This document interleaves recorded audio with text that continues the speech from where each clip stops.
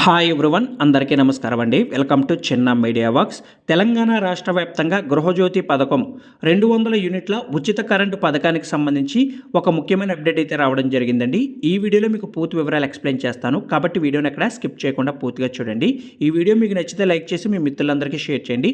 అలాగే మన ఛానల్ని సబ్స్క్రైబ్ చేసుకుని పక్కన ఉన్న బెల్ ఐకాన్ని ఆల్ నోటిఫికేషన్స్ని యాక్టివేట్ చేసుకోండి. ఇక వివరాలు అయితే చూద్దాం. తెలంగాణ రాష్ట్ర వ్యాప్తంగా ఏర్పడినటువంటి కాంగ్రెస్ ప్రభుత్వం ఎన్నికల హామీలో భాగంగా 6 గ్యారంటీల్లో గృహజ్యోతి అనే పథకం కూడా ఒకటి. ఈ యొక్క గృహజ్యోతి పథకం కింద అర్హులైనటువంటి కుటుంబాలకు 200 యూనిట్ల వరకు ఉచిత విద్యుత్తునైతే పంపిణీ చేస్తామని ప్రభుత్వం హామీ ఇచ్చిన విషయం మనందరికీ తెలిసిందే. సో ఈ హామీలో భాగంగా ప్రజాపాలన ద్వారా అప్లికేషన్లు కూడా స్వీకరించడం జరిగింది.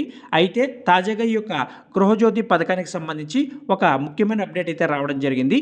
తెల్ల రేషన్ కార్డు ఉన్నవారు మాత్రమే గృహజ్యోతి పథకానికి అర్హులుగా తెలుస్తుంది.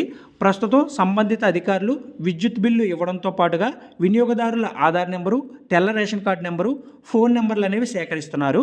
గతంలో కేవలం బిల్లు మాత్రమే వచ్చే మిషన్లలో వినియోగదారుల వివరాలు నమోదు చేసేలా సాఫ్ట్వేర్ను కూడా అప్డేట్ చేశారు.